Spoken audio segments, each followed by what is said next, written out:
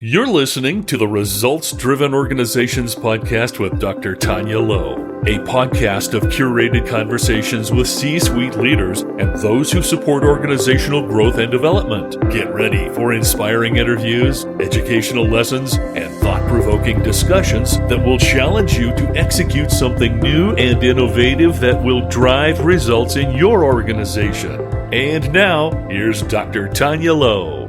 You're listening to episode 32 of the Results Driven Organizations podcast with Dr. Tanya Lowe, using my results-driven philosophy of strategy, leadership, teams, and customer experiences. I help organizations develop their best kept secret, their human capital.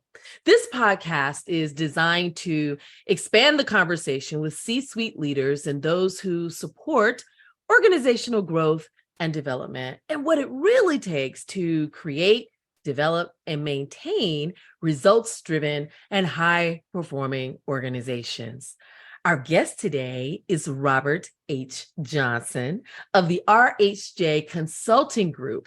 Robert is a motivational and transformational consultant, coach, and speaker with more than 2 decades of leadership experience in the retail and financial services industries. And he is a TikTok sensation, y'all. He is a TikTok sensation, sharing his messages of encouragement, workplace, and interview tips.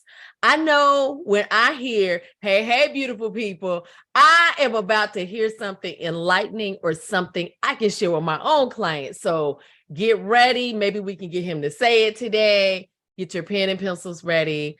Because Robert, he's been a transformational leader at all levels, at the C-suite levels for companies like DoorDash, Owens Corning, Sam's Club, Bank of America, and Capital One. And in 2017, Robert launched RHJ Consulting Group, LLC. He and his team help organizations and individuals design practical yet transformative DEI and belonging leadership strategies. I was talking to them earlier today. They were like, DEI, what's that? So for those who may not be, if you've been living under a rock, diversity, equity, inclusion, and belonging and leadership strategies, just in case you didn't know, because we speak in acronyms and people are like, what are you saying?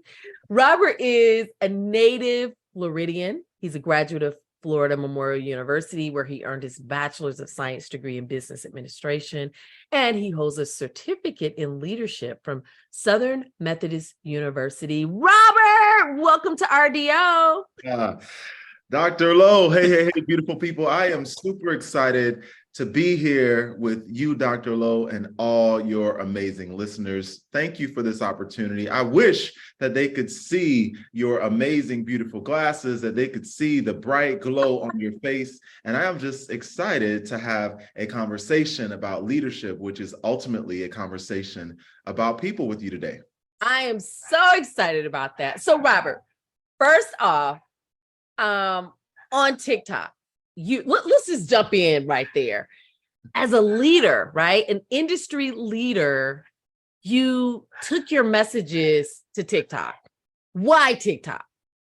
Yeah, that's a great question. I asked myself that a lot before I got on TikTok, but I will say I have to go where the people are. If you are truly a leader, you know that you have to meet your people where they are, meet your tribe where they are, meet your community where they are. And TikTok is just the place where everyone is, and not just on a local, a national, but an international and global level. And so for me, I realized that I have a message that needs to reach an audience that transcends location and geography. And I said, all right, I'm going to get on the TikTok. That's how you know I'm 20 years plus into the game, because it has a "the" in front of it. You must put a "the" in front of it. You have to. And so social media, if you're not on social media, you're missing out on the opportunity. That is, if you want to affect positive change, you want to inspire people more than just those that you get to physically interact with. Social media is the way to go. And so Instagram, TikTok, LinkedIn are just a few of my favorite mediums to Wow. engage with. What was that last one? LinkedIn. Oh, LinkedIn. Yes. Yeah. Yes. It's the next best kept secret, right? If you haven't heard of it, it's just this platform with hundreds of thousands of people, millions of people around the world. But what I love about LinkedIn, to go there for just a moment, is that it has evolved from just this place where people looked to connect about jobs to where people can actually find connections that build community, that actually lead to opportunities, right? It's flipped. It used to be first to find opportunities. Now it's to connect, engage, build a community that may, and most often, and likely does lead to opportunities. Absolutely. I love LinkedIn. I make sure that all of my students are on LinkedIn so that they can go out and connect with people and meet people and have great conversations like the conversation we're going to have today. So we're both in the leadership space. What have been some of your greatest leadership moments that have led you to where you are today? Like I said in your bio, you have this great experience at the C-suite level in several organizations. So what have been some of your greatest leadership moments? Yeah, I will give you what I believe has been my most critical and one of my best leadership moments, because it also taught me a lot.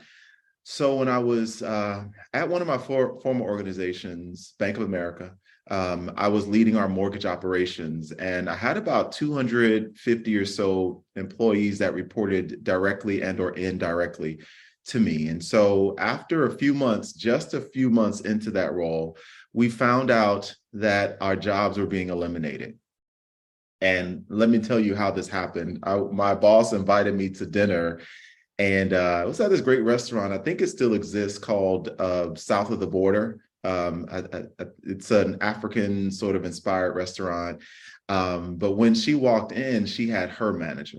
And listen, I've been in that seat before, and I was like, yeah, something is about to happen. And so she told me, Robert, unfortunately, the sites are closing and it includes your job. So imagine, right, you find out that not only your job is eliminated, but you have to tell 250 people that you've just started to build a good relationship with, just started to get and build rapport with, just started to actually build positive momentum with, from a performance perspective. You have to tell these folks that not only is your job eliminated, but our job is being eliminated, which I'm glad, I know that's weird to say, that I was part of the eliminated positions, because it just, to me, would have felt very odd and weird to be telling people their jobs are gone, but I'm going to be okay. Right. And so what made that the most impactful, game-changing leadership experience for me is, one, having to deliver that message to 250 plus people. And I wanted to deliver the message. I did not want to defer that to my manager and or her manager, because you don't know these people as I've begun to know these people, right? Intimately, their hurts, their pains, their joys, their ambitions and goals. So delivering the message, and then for 3 months post the message, engaging with these folks every day, listening to their, pain points, listening to people cry, being a shoulder to lean on, supporting them in a way that, most leaders don't always seize the opportunity to, because guess what? Remember, I've lost and I'm losing a job too. So in reality, I should be looking for my next job. Right. But God really put me in that place, in that position at that moment, to be a source of empathy, to learn for myself what true leadership is about, and to grow as an individual, right? And so I learned that at the end of the day, people come to work with dreams that the work helps them to facilitate. And so often people say, what's your dream job? Right. And I really think we've got that all backwards. It's what's your dream life? Because the job helps you facilitate that, achieving that life. And so that was one of the biggest leadership lessons for me, is having to deliver that message, being a part of the affected and impacted community, but then being able and privileged to walk with each of them and walk together until the doors closed about 3 months later. That led me to include. Yeah. I was going to say that it's so powerful. As you were talking, I was like, that's true servant leadership through distress, because it's like, okay, we talk about servant leadership when everything is good, but it's like, wait a minute, you had the insight to, I'm going to continue being a servant leader all the way through the end. And I know it's powerful to hear, and I'm sure it's something that stayed with them, as they were going through this process. Yeah, I mean, it's most certainly stayed with me, and I know it stayed with many of them because they still stay connected with me. This is how you truly know your effect and impact as a leader. If people that you've led after you're long gone never choose to engage with you, that is a message and an opportunity to reflect. How did I show up as a leader for my team? Absolutely. Right? Absolutely. It's all about the relationships, right? That's leadership is a lesson in relationships. Yeah. And it's also a lesson that speaks to your personal relationships as well, because who you show up as at work is a reflection of who you are at home, who you are with your friends, what you personally believe, what's your personal and spiritual ethos. Tell the people about it. I be trying to tell them. You can't say, well, I'm just like this at work. No, you're not. No, and if you are just like that at work, you're working at the wrong place because you're putting on performance. You're being inauthentic. You're actually hurting yourself. Having to play a role at work if you're not an actor for a living is actually quite traumatizing, because you have to put on the image, go to work, be the person, get in your car after work, take off the image, de-stress from that experience, get home and put back on the real you. And so I tell people all the time, check the environment that you're in. And if the environment doesn't allow you to show up as authentically as you choose to be, because authenticity doesn't mean you get all of me, but it means that I am not forced, or I don't have the option to be all of me. Do you know what I'm saying there? Absolutely. Absolutely. Absolutely. So we're gonna definitely dig a little more into that. What are some of the biggest missteps or mistakes that you believe leaders are making today? And other than hiring us, what do they need to do to eliminate or minimize it, right? And so, of course, there are challenges in the workplace. And I don't know about you, but I know when I go into companies, I see leaders making the same mistakes over and over again. So what are some of the mistakes or missteps you see leaders making that they need to work on? Yeah, here's what I've seen. The first one, and I had to learn this for myself as well, right? Is expecting your team to be mirror images of you, right? Right.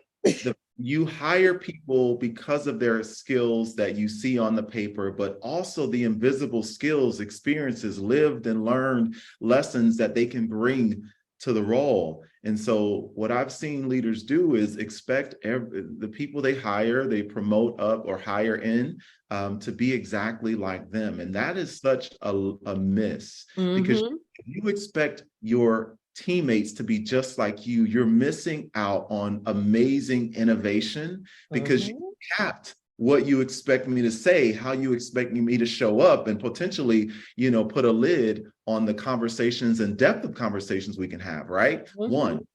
Second, because I have to be you, I'm spending so much time trying to understand and anticipate and presume what you're going to do and what you're going to say, that I haven't been able to be as effective in my current role, because I'm always trying to figure out, is this what Dr. Lowe wants from me? Because is this what she would do? Is this what she would do? What a waste of time and talent to always be trying to do what someone else would do, or let alone assume what they would do. And, I'm gonna stop you right here. Guys, I hope if this is you, and I know it's a lot of you, Stop it. Stop it. I've been used to, as soon as you said you had to unlearn it, I've had to unlearn it. And if you're listening, you're a C-suite leader, if you're a manager, take these words to heart. You're missing out on some stuff. You're missing out on the genius, letting people share their genius in the organization. Go on. No, Dr. Lowe, you're so right. That just goes to sort of that third point, the first around expecting everyone to be like you, the second lost innovation and the lost time, let alone the lost talent when we do expect people to be like us. But I think one of the other top three, I guess, and to round it out, is that leaders are lacking, and we are in a pandemic of a lack of empathy. We just moved out of a health pandemic, and I truly believe we are in a leadership pandemic where people are not recognizing that, wow, we just came out of a global experience. How many times in your lifetime will you go through a global experience? Right. At max one, because even this was 100 years after the previous one, Absolutely. right? Health pandemic. And I don't think leaders actually took the time to be self-reflective, not enough leaders, to be self-reflective enough to learn, wow, I had to navigate my role during the pandemic of being a leader, of being a partner, being a spouse, being a caregiver, being a parent, all of the things that people still have to be and are doing post the pandemic. And so I see leaders lack that empathy because they aren't asking anymore about how are you and your family doing, right? What's keeping you up at night? Here are 3 to 4 questions I would ask any leader to ask themselves. Are they asking, or just quite frankly say, hey, leaders, ask your people these questions. One, again, how are you and your family doing? Because that demonstrates a care about me as the input, not just the output. Most leaders focus on how is your performance? What are you doing to deliver the outcome that we expect you? But we have to care for the input, and that is the person. Second question is, what's keeping you up at night, Dr. Lowe, outside of the job? Right. Because we love to ask that question in the professional environment. As a leader, what keeps you up at night? What about as a human being, right? As a mother, as a father, as a son, as a daughter, as a parent, as a friend, what is keeping you up at night, right? And then the third question is around, there's a lot of organizational change happening, right? What and how are you, what do you need from me when we are going through such organizational busyness and change that will help you be much more, supported and much more able to deliver what we need you to deliver? Because then again, that's a focus on the individual. So as a leader, those pitfalls are easy. I've fallen into them enough times now to be a teacher. I've been a student of the mistakes enough times to now be able to hopefully teach and inspire and equip leaders to not make those same mistakes, or at minimum, be reflective enough, self-aware enough to adopt the new behaviors that will move them forward from creating negative employee experiences to creating inclusive, exciting, motivational experiences for their teams. Absolutely. Absolutely. The pandemic left some scars. It left a lot of scars. And so I love what you said about we're in a leadership pandemic. I never thought about it like that. It's almost like, hey, okay, it's back to business as usual, but it's really not. It's really not. And so leaders ask these questions. How are you and your family? You might find out the reason that Becky's coming in late every day because she's taking care of an aging parent. Many people are taking care of aging, or she's going through a divorce, or she has a special needs child. What's keeping you up at night? What's keeping you up at night? Not just, I think that's such a great question to ask, even in your team building.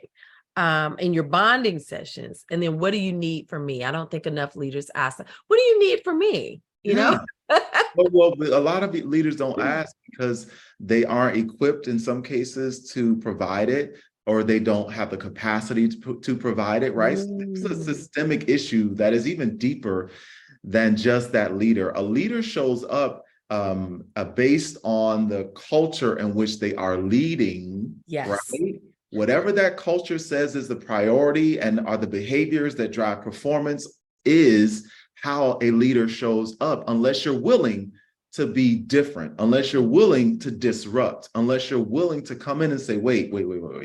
We just came out of a pandemic where we were ultra focused, right, on the you. Now we have swung the pendulum all the way back to the other side to try to make up for lost revenue, to try to make up for lost innovation, and try to make up for lost time, that we don't even ask about the you, let alone your family. Yeah. We just have to bring back and come to a middle, which is a new middle based on a post-pandemic new normal. Yeah. And it's showing up in the workplace in so many ways. You know, we were talking before we started this segment about, you know, workplace trauma, the traumas that people bring to work with them, unresolved things that were there before the pandemic, but things that have just really been more highlighted because of the pandemic. And so now I'm in work and all of these things are coming at me. I'm triggered by everything. And it's like, you know, I don't even know what to do, and I might lose my job. And right. Just all this stuff. All of this stuff. And it's rooted in trauma, right? The reality is each of us shows up to work as a human being that's experienced trauma, either in our childhood, in our young adulthood, in previous workplaces, in our current workplaces, in our family, in our friendships, in our relationships. And we're trying to navigate, our mind is trying to balance all of these different experiences, yet show up as the professional that you hired me to be. Yeah. And how unfortunate of an environment to be in if my leader never says, again, you know what, Tanya, if I may, Tanya, I just wanted to check in on you. We've been working together now for 6 months, 3 months, a year, whatever that time frame is. And I'm not sure if I've invested enough time, that honesty to say, I'm not sure if I've invested enough time in our true human relationship, right? Going back to those questions, you know, tell me what best leadership style motivates you? What best leadership do you thrive under? What communication style makes you most excited? And then what communication style makes you feel least heard, least seen, and could be triggering for you, right? We got to ask the tough questions and be willing to hear the honest answers so that we can adjust our behaviors to the team in front of us. Yeah. Right? Not the team above us, because so many leaders are trying to lead to impress. Yes. Going back to the mirror, right? But we do people a disservice when we don't see them. And here's what I love to say, Dr. Lowe. I like to tell people in my work and in our work, ultimately, people want to feel 4 things in life, but especially at work. They want to feel safe, psychologically and physically.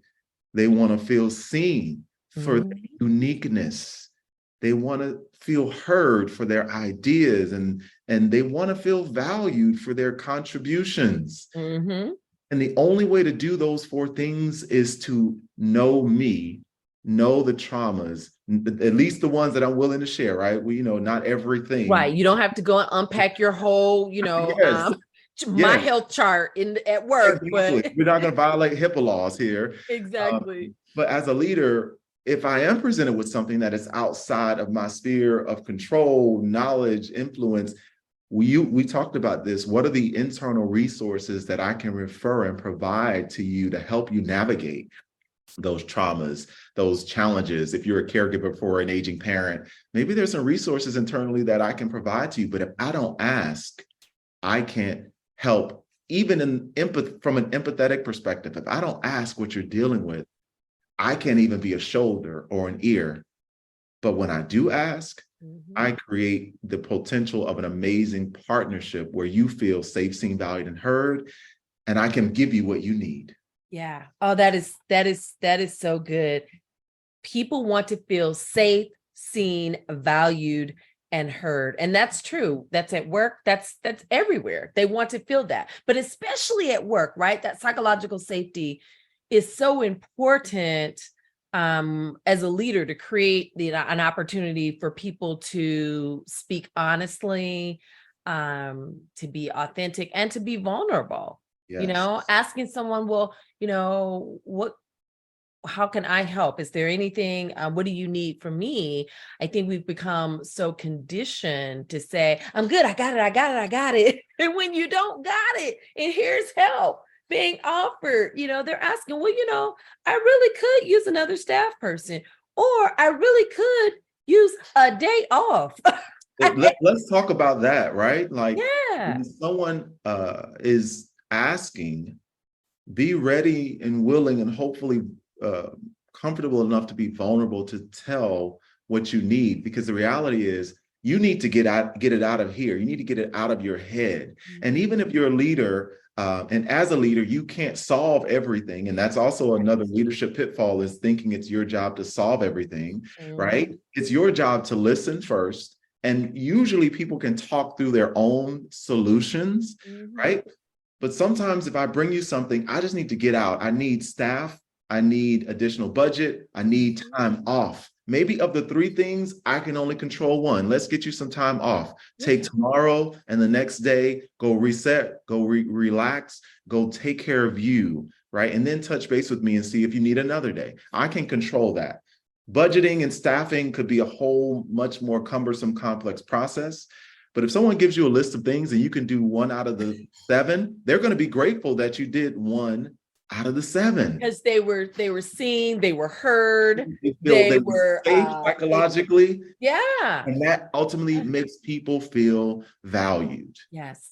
And that's one of the things that I believe, as a leader, if you can make your team feel valued, like I want to be here. You want them to say, I feel valued here. You've done your job. You've done your job. Well, I could talk about that forever. So, but we're not today. Next conversation. So, Robert, my biggest leadership challenge was truly embracing the team concept. I had always been a team of one, and I loved it until I bumped my head. The reality is, you can't run an organization with that type of mindset. So can you tell us about your biggest leadership challenge? How did you identify it, how you conquered it, and how you use it in your practice today? Yeah, so what I will say is my biggest leadership challenge was, and I'll give you an example, when I was a branch manager in banking, I had a wonderful teller. Her name is Kim. And I thought we were doing really well, right? We were doing well. We were hitting some numbers and they were showing up and I was showing up. But she came to me one day and said, Robert, you seem like, listen, we like you, but we don't know you, right? You feel like a robot.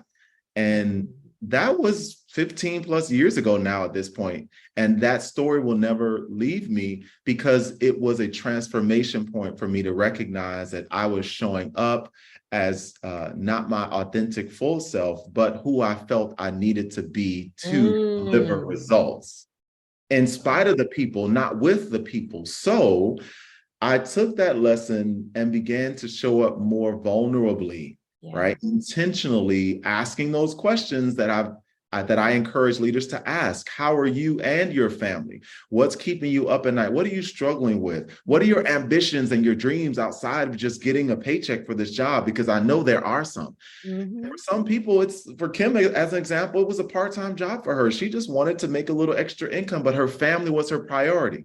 So I've leveraged that knowledge that people just want to be valued for what they value.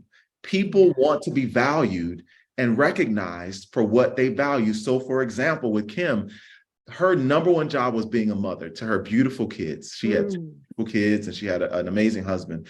So I knew she valued family and I knew she valued relationships. So Now, when I'm working with people, when I'm even with my family and my friends, because I think any of your leadership ethos, right, it should transcend and be the thread that people know you for in every area and aspect of your life. So I took that robotic approach, flipped it around, and made it a relationship-oriented approach to every interaction that I have.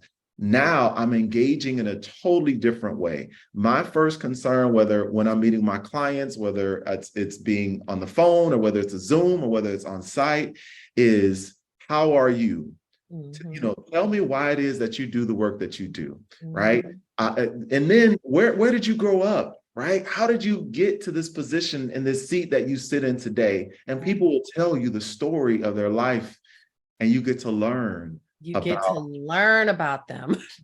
So I flipped that lesson of being robotic, which was a weakness. I flipped it into a strength by being curious about people's stories that has led me to building good relationships. One, it's also helped me to become a better communicator in my personal life as well as my professional roles, right?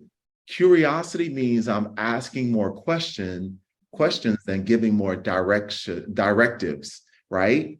Right. Tell me about a time. Help me understand. When did you last? What are some of the? How can we? Why did this last happen the way that it happened? And if you ask more open-ended questions, as we like to think of them, you will get much more information that will help you build a strong relationship with that individual that will lead to an amazing collaborative working relationship with Absolutely. I hope you guys got those questions down. He's giving you the juice. He is giving you the juice. As you were talking about her saying you were being robotic, robots can't establish relationships. Right.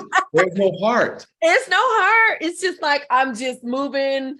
And I see that a lot of times because, we feel like we have to put ourselves in this box. Maybe it's from our upbringing because of things that we learned. I can remember hearing in some of my earlier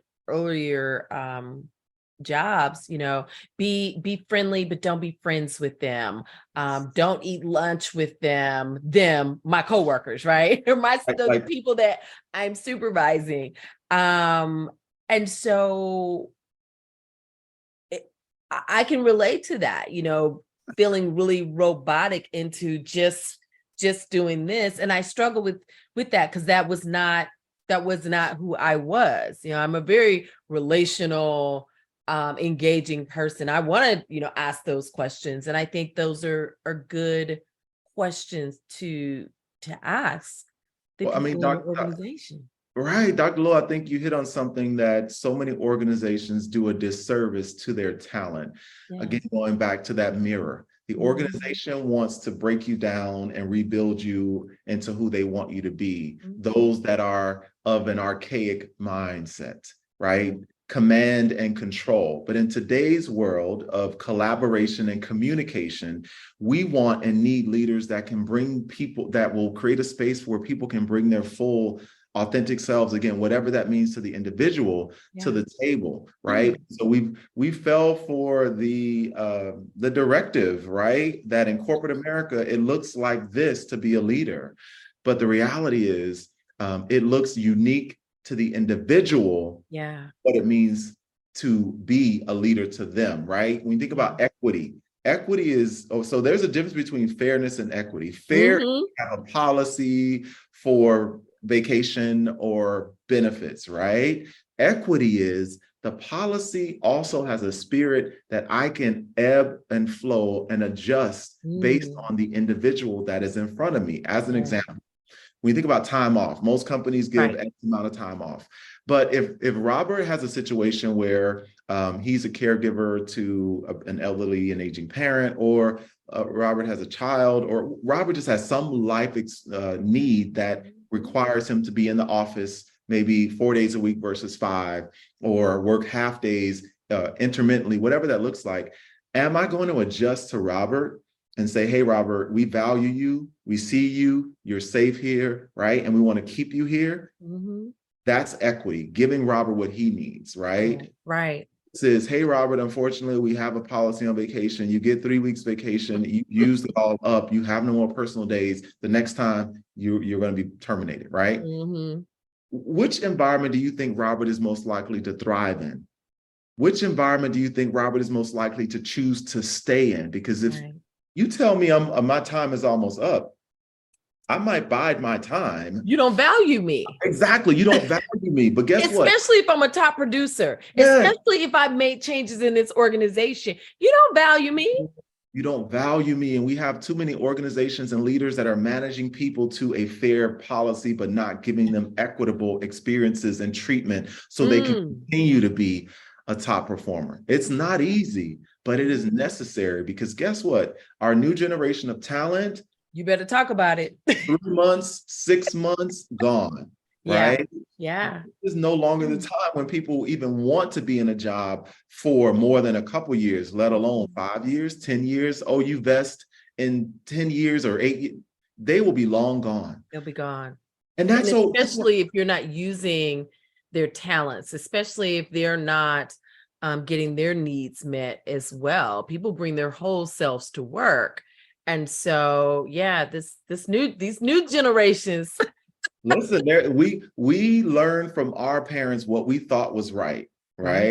Still get a job, at least my generation. Yeah. Right? I'm an X, right? And so, Me too. We're gonna claim Gen Z for you. You look Gen Z millennial. How about that? I'll take it. The generation that we were born in, you know.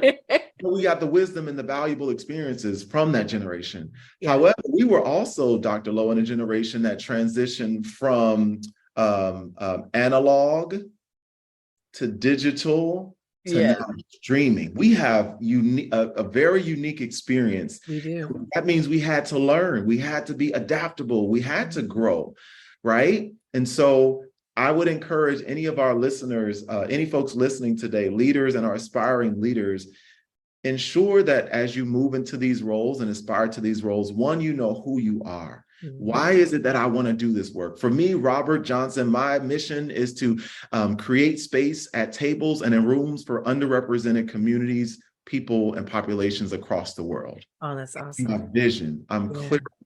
I do that by equipping leaders with the tools, the resources, and the experiences to add the competencies that they need to execute, to implement, and to drive creating that space. So you have to be clear on your vision. You have to translate that into a mission, which along comes goals and things like that. Right.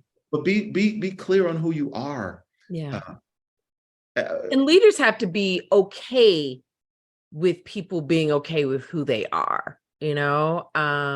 Facts. I think they don't ask the questions about what are your goals, because you got this good job. This is your goal right here. Like I'm afraid to ask you, what are your goals? Where do you see yourself in 3 to 5 years? Because they may say, I'd like your job. That's right. And there's nothing wrong with that, because you should be aspiring to somebody else's job somewhere else, you know? So I found that many leaders are afraid to ask that question. Yeah. They feel intimidated by that question, which they should really feel excited that this person has some goals. Yes. And, you know, maybe there's something you can do to help them along the way. Facts. Leaders within the organization or not within the organization. Or not. When someone is willing, feels psychologically safe, right? And vulnerable to say, hey, in 2 years, I actually see myself transitioning out of the company and doing something totally different. This is something I'm enjoying, I'm learning, I'm growing. I do, though, have additional ambitions that I would hope that I can achieve at the company, but I'm also open to wherever that takes me. Right. As a leader, if someone shares that with me, for most people, they'll be like, well, why would I hire you? I'm going to hire you because at least I know where you stand, what you aspire to, what you want to do. And guess what? I get to support that. I get to be a part of your journey. I get to be a part of your story that you can look back and say, I told this person honestly what I wanted and, where I could see myself. And in spite of that, they still chose me. They still supported me, right? Leaders have a lot of unlearning to do. Mhm. A lot of unlearning to do. So, so much good stuff here. So Robert, tell us a little bit about the TACT model. Yeah, thank you so much for asking. So over a 20-year plus career, I've worked with hundreds and thousands of people, but most certainly hundreds and hundreds of leaders. And there's a core set of competencies and behaviors that research and the data shows that when we master these, when we are continuous students of these competencies, we drive the business, to better performance. We create cultures of inclusion. We create psychologically safe spaces. We help not only ourselves and not only our teams, but we help help organizations grow. And so the TACT model was birthed out of that. And so TACT, we should all be leading with tact. And just like the word tact means thoughtfulness, it means consideration, it means intentionality, it means knowing that there's an impact to my behavior, to my inaction and my actions. And so TACT is an acronym for trust, accountability, communication, and taking action. As a leader, it is imperative in order for me to build healthy relationships, let alone build a high performing team, I have to have trust with individuals and with my team. Trust is a two-way street. It is a decision that someone has made because of the actions that you are demonstrating, right? If I show up inconsistently with you, Dr. Lowe, if I tell you one thing and do another, right? If I don't take the time to listen to your needs, I am not building trust with you. I'm in fact eroding trust. Here's the other thing about trust. I like to think of trust as a bank account, and each of us want more money in our bank account, right? Right. The same is true for trust. Yes. Each of us should aspire to have the highest, healthiest, fattest trust account possible, because guess what? When it is healthy, when it is large, that means when I make a mistake, I have something that I can rely on, that person knows that Robert's impact was this, but I know Robert's intents. I know his intents. I know who he is. And so I trust that was just a mistake, and I will give him grace. Same thing is true on the other side for leaders employing and leading teams, giving people that account. So when they make a mistake, the project doesn't go right, they don't deliver on time, you know that's not Tanya's MO. Right. So something must be going on. So first, we got to start with building trust with people. The second is taking accountability for our actions as leaders, right? Taking accountability for the things that we say we're going to do, the actions that we take that support the things that we say that we're going to do. And then when we don't get it, when we don't hit it, when we make the mistake, learning from that lesson and being transparent and vulnerable enough to say, hey, team, I missed the mark here. I communicated. I got that wrong. I got it wrong, right? That's accountability. And then third is communication with intent.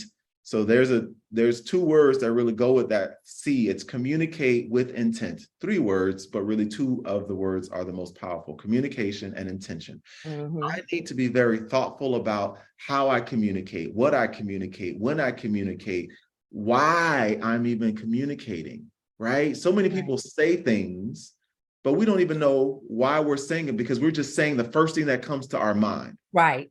That is typically emotionally based: anger, frustration, disappointment. But what's true communication with intent boils the emotion down to the fact of the matter, right? Why am I feeling this way? Because if I get to the why, I can communicate what I need the person to do differently next time. Does that resonate, Dr. Yes, yes, it does. I remember I was with some folks in the spring, and they were having a lot of communication issues. And I told them, the first thing that you think, like, it's okay to let the silence be there. You don't have to fill the space with noise, but let that feeling come up. You don't have to keep your mouth closed and process what is this what is this reminding me of? What is this triggering? Why am I so upset about this? And then, oh, I'm not getting what my needs are. Yes. So I can just communicate that without a bunch of words that might cause you to lose your job. Yes. Yeah, because you didn't respond. Yes. Versus reacting. You reacted versus responding in a way to communicate what your needs were in that moment. Yes. And here's the thing. Sometimes in the moment you don't know what your needs are. It's best to self-reflect, to pause and say, you know what, I need to think about this a little more before I respond. And I do want to respond versus react, because right now I'm feeling something and I want to make sure that feeling is separate from the facts. Because feelings and facts are separate and can be separated from the facts. A real life example. In real life, unfortunately, a part of our life is people, pass away. We've all been born, and there will be a day that we will no longer be here. That's a fact of life. It is. Another fact is I have emotions that will show up as a part of that loss. Even emotions that show up as a part of the acceptance that I will no longer be here one day. That's the real work, and one of the real parts of work in life is accepting that you are here for a limited time, but you are also a limited edition that has a very specific assignment that you have been gifted the opportunity to exist in this world to facilitate, right? But if I don't recognize that my emotions, maybe I just lost someone, are high, that could show up at work as me being short-tempered and me being, withdrawn, because it's the normal process of mourning. But unfortunately, work doesn't always recognize that someone is mourning. And as a leader, if I'm just focused on the output that you were supposed to deliver instead of the input, and recognize, oh, you know what, before we talk about work, if we talk about work, I need to know how you're doing. Yeah. I need to know how I can support you. I know whether I've experienced the loss of a loved one or not, that has to be a challenging experience, right? Like, you don't always have to be or have experienced the thing to empathize with people. And too often, and unfortunately, leaders, they have to go through it to empathize. You know what I mean? Instead of being able to realize, I too will. Yes. Or remember that I too have. Yeah. And so that's one of the most important things when you think about reacting versus responding, going back to trauma, and just realizing that, again, everybody's showing up with something in their life that, as a leader, you have the privilege to communicate in an intentional way with that person that makes them feel safe, seen, valued, and heard. That leads to the last T of the motto, which is take action. Yes. It sounds simple, right? But take action requires a lot of intentional thought, right? Is this something that I need to tangibly or tactically take an action on? Or is it something that I just need to demonstrate support for and with the individual around? Again, taking action could be something as simple as, hey, Dr. Lowe, I really enjoyed our conversation today. I want to make sure that I understood clearly what you need from me from our communication, right? So let me process and think about that. Can we follow up? Can I follow up? Can I follow up with you? And follow up with you, which is taking action, setting time to follow up and agreeing on that is taking action. Yeah. Taking action is not always solving, right? It's not always doing. It is sometimes just, can we meet tomorrow at 3 p.m. to continue the discussion, right? Right. Now, taking action could also mean that, all right, I heard what you said, Dr. Lowe. There's these 3 things that you said you needed from me. Recapping 1, 2, and 3. Did I hear you clearly? Yes. Okay, awesome. Then we have agreement. Okay, I'm going to do X, Y, and Z based on the 3 things that I heard. You can expect to follow up or hear from me within the week, right?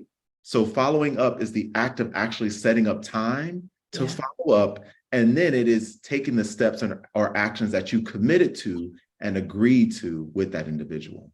I love that. Following up is also you're doing what you said you were going to do. Yes. Right? Simply put.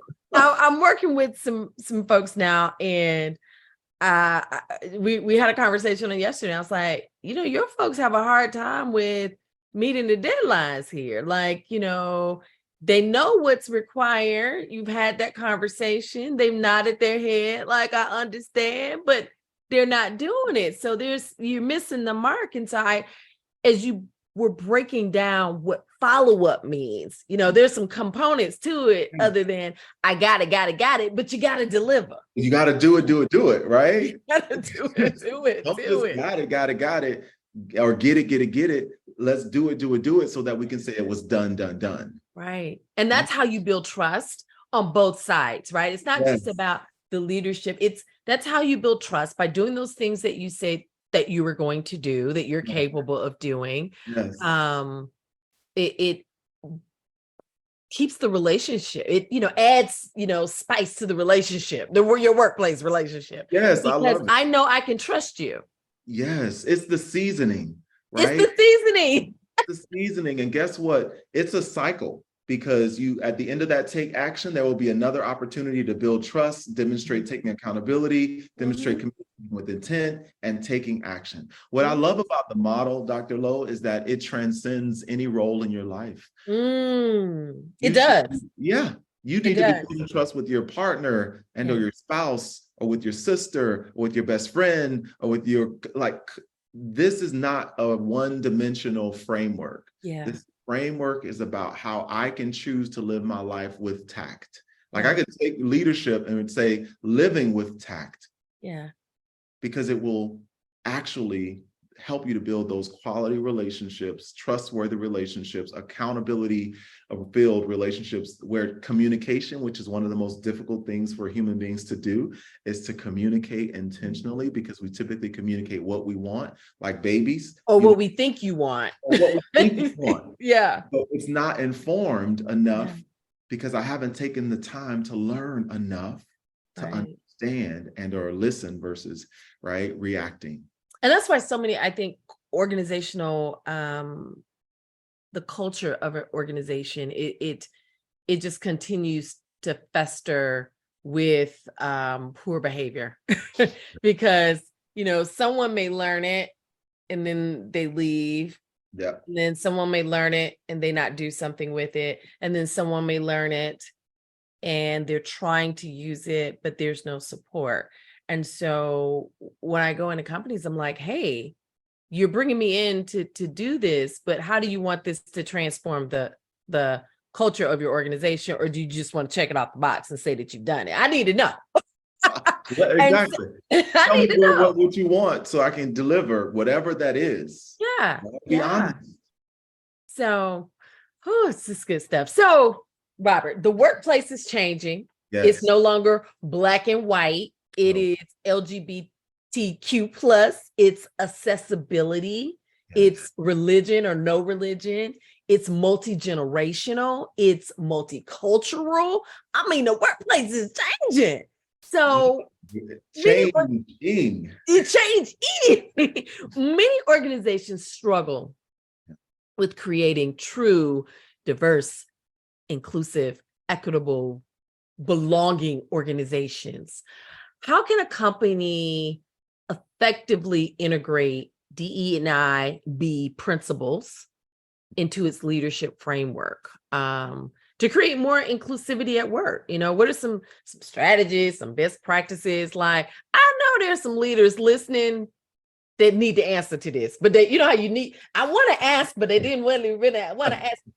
I asked the question for you, and you're going to get some good yumminess here. So, and I know this is your lane. This is our lane, right?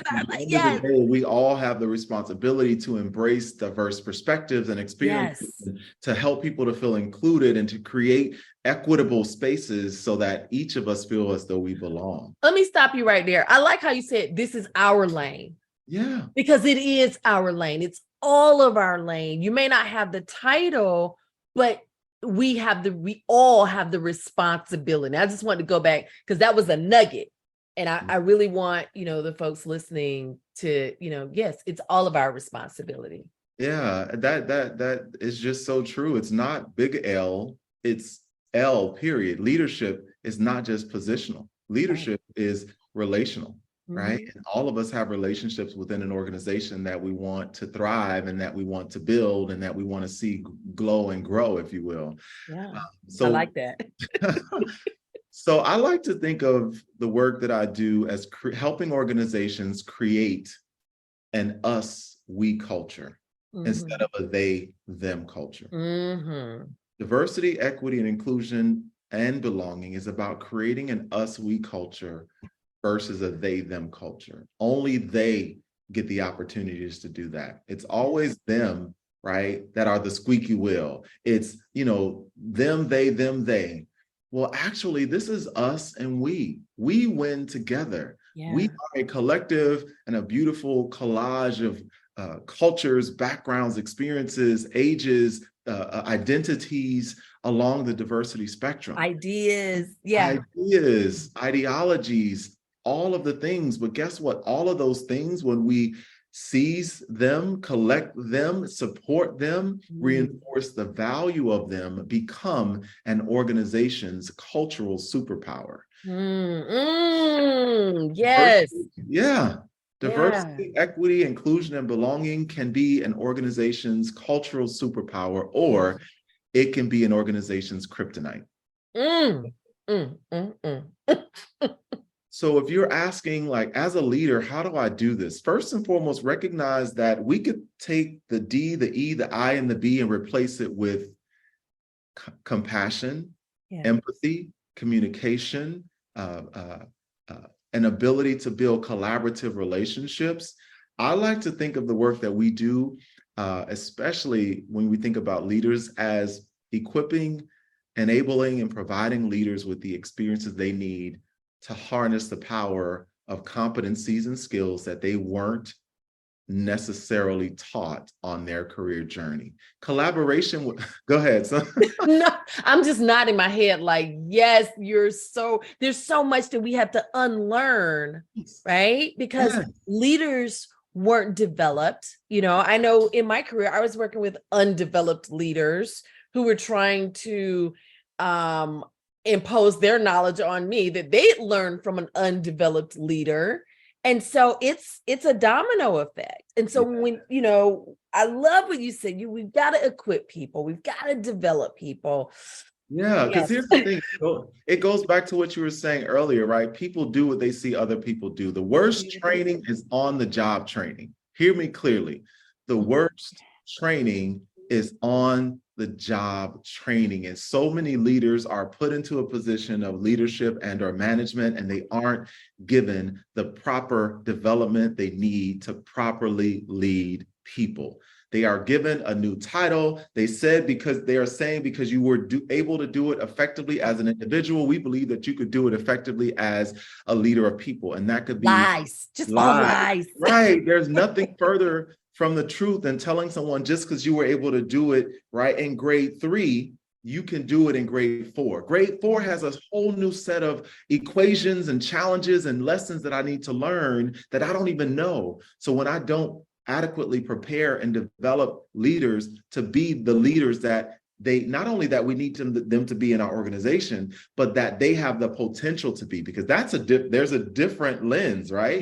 Who I need you to be in this job could be lesser than who you have the actual capacity to be. So you have to be aware for yourself as a leader to say, I actually have more capacity, but I need the development of certain skills to lean into that capacity, which actually will eventually open more doors for me. When people lean into diversity, equity, and inclusion especially as a set of skills that I need to learn to be more effective, to be more empathetic, to be more collaborative, that will lead to more business impact, that will lead to more innovation in our business, that will lead to more reducing inefficiencies in our business.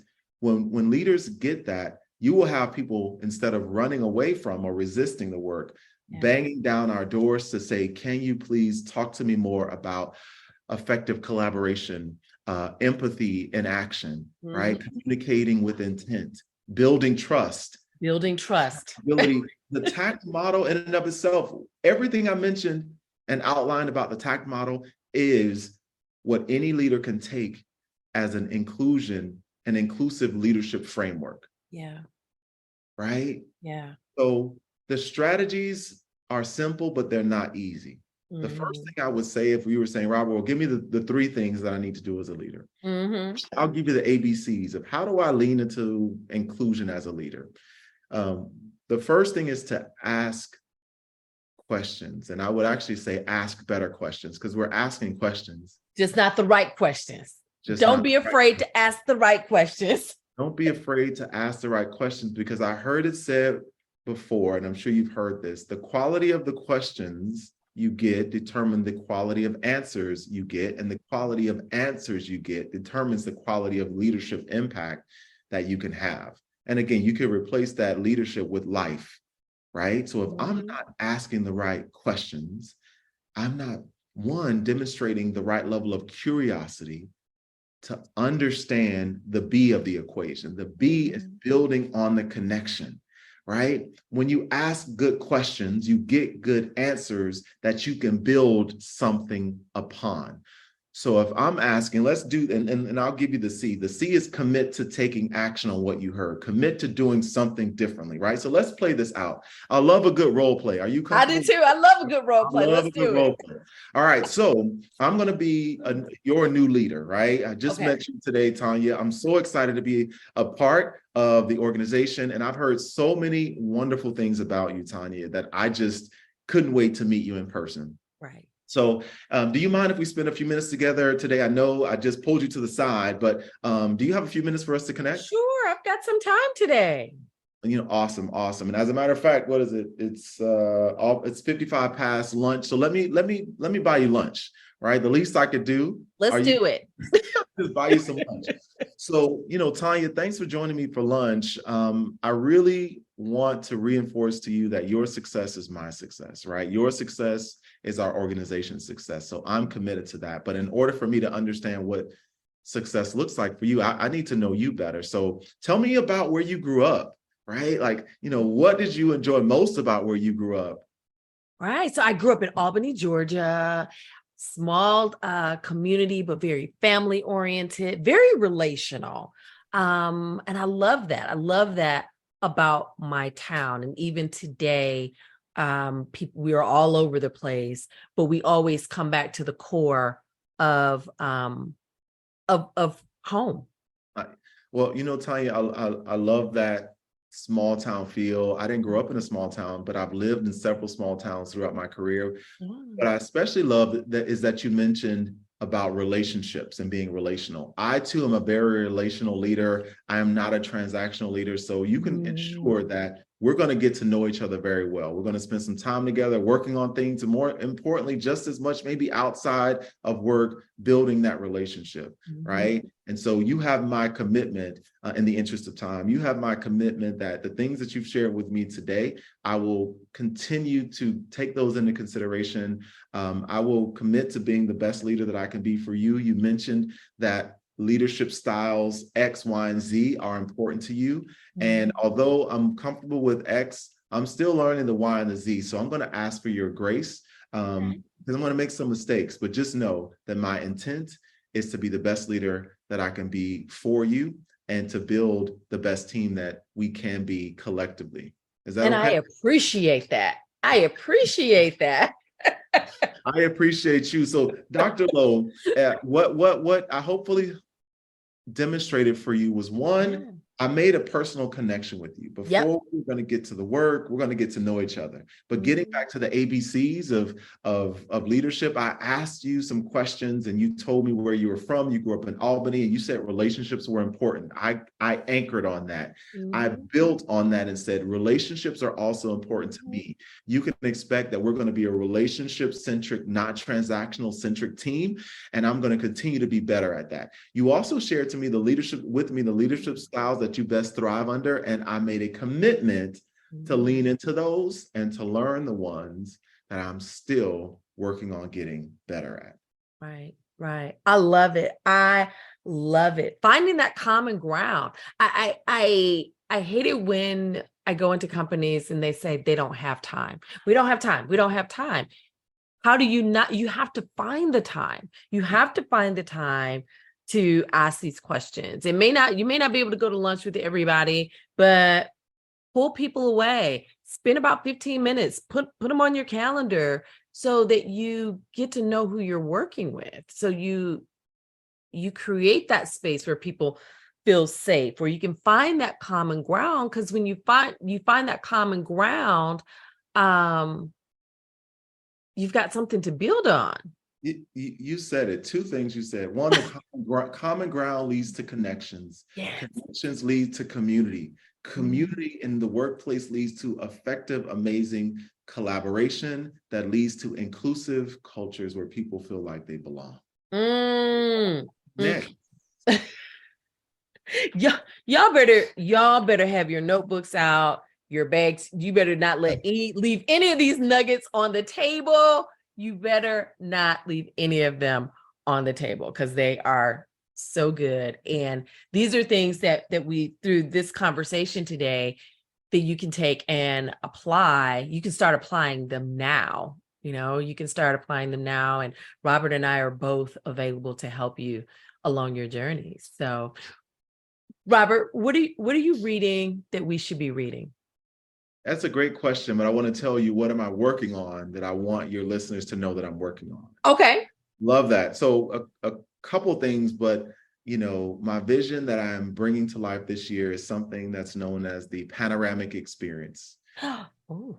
When you think about a panoramic picture, you can see from one end to the next. It's almost a 360 view, right? Okay. The panoramic experience is an opportunity for diversity, equity, and inclusion leaders, allies, and leadership in general to come together in a space to reset, reflect, and to reimagine the work of inclusion in the workplace. It's a 3-day experience where day 1 is focused on wellness. Day 2 is wellness for the practitioner. Day 2 is learning for the practitioner, and day 3 is strategy for the practitioner. And this experience is so important because right now, diversity, equity, inclusion, and belonging practitioners, allies, and leaders are suffering from compassion fatigue, burnout, and exhaustion. I've heard that a lot. It is so true. There's so many things so many headwinds that this particular community is facing. And to be quite honest, all leaders are facing, that we need time to step back, right? To reset, to reflect, and reimagine. So I'm really excited about the Panoramic experience because it addresses the exhaustion and the fatigue by focusing on mental health and wellness, spiritual health and wellness, physical health and wellness. And then we're going to, again, dive into the learnings where we have an amazing group of speakers, panelists, global powerhouses that are going to be joining us in Atlanta, September 26th. Okay. Yes. Very exciting. So that's what I'm working on to bring to life for people to just, again, have that space to exhale so that they can fill their cup and go forth and go back and do this important work. Yes. And so that is leading to what I'm reading. I'm actually reading a few books, but I want to share one of my favorite books. Okay. And it is the 21 Irrefutable Laws of Leadership. You better talk about it. It is such an amazing book that is practical, but also gives you the examples of how to lead, not just effectively, but to lead with empathy, to lead and create spaces in which people feel psychologically safe, and you build dynamic powerhouse teams. So that is one of my favorite books, The 21 Irrefutable Laws of Leadership. Another book that I am constantly reopening is called What If I Say the Wrong Thing by Brene Brown, by a dynamic leader.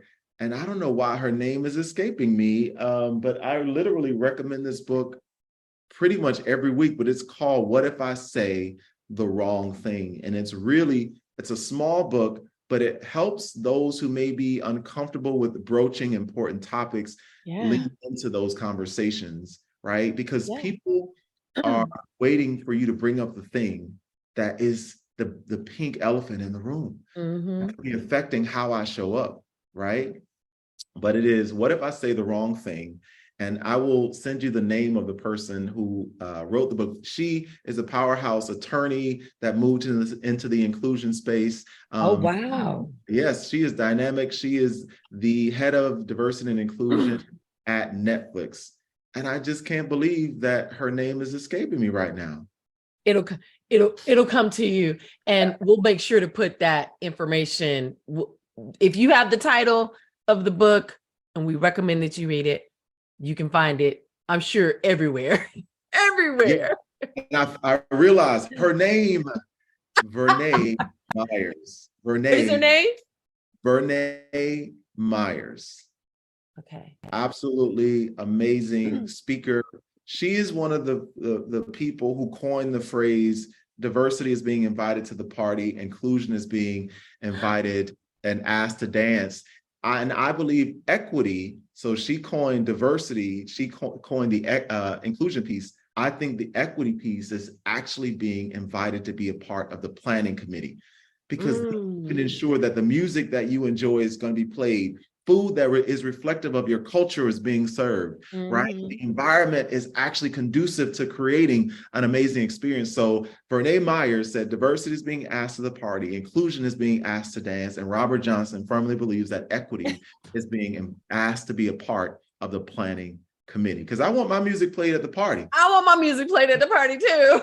I want to be able to eat some food, right? And I don't want to feel like, man, this party could have been good, but the food was not great. Think about that in the work culture, man. We could have such a great work culture, but if, and that's not what we want. So those are my recommendations. I love it. I love it. We have been chatting with Robert H. Johnson from RHJ Consulting LLC, located right here in Atlanta, Georgia. I hope you enjoyed this episode. Visit the show notes page to see how to connect with Robert, learn about the Panoramic experience, and to get those books, get the names of those books that he mentioned. And while you're there, make sure that you grab a copy of Results-Driven Organizations, The 4 Keys to a High-Performing Workplace. Use the link in the show notes page. And while you're there, so many good things going to be in the show notes page. Grab our special gift to you for being an amazing listener at freegiftfromtanya.com. Until next time. We hope you enjoyed this episode of Results Driven Organizations podcast with Dr. Tanya Lowe. Be sure to review the show notes for the resources mentioned, and don't forget to grab your free gift available at freegiftfromtanya.com. Until next time.